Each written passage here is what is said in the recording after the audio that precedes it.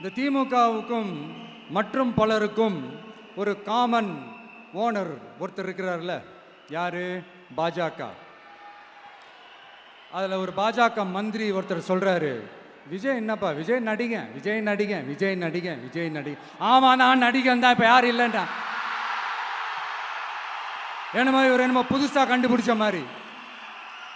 ஆனா நான் அரசியலுக்கு வந்துட்டு நடிக்கல, அரசியல் நான் நடிக்கல. ஆனா நீங்க என்ன பண்றீங்க?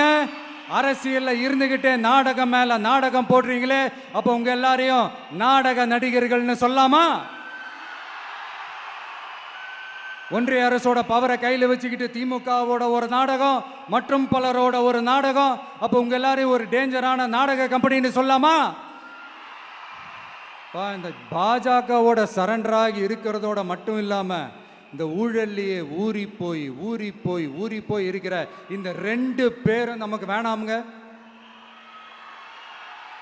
புதுசா ஃப்ரெஷ்ஷா ஒரு நல்லாட்சி கொடுக்கக்கூடிய, ஒரு மாற்றத்தை கொடுக்கக்கூடிய நம்மளுடைய டிவிகேவை நாம எல்லாருமா சேர்ந்து கொண்டு வருவோம், நாம எல்லாருமா சேர்ந்து கொண்டாடுவோம். இது ஒரு மாற்றத்திற்கான ஒரு தேர்தல். சும்மா மாத்தி ஓட்டு போட்டுக்கிறதுக்கு பேர் மாற்றம் கிடையாது.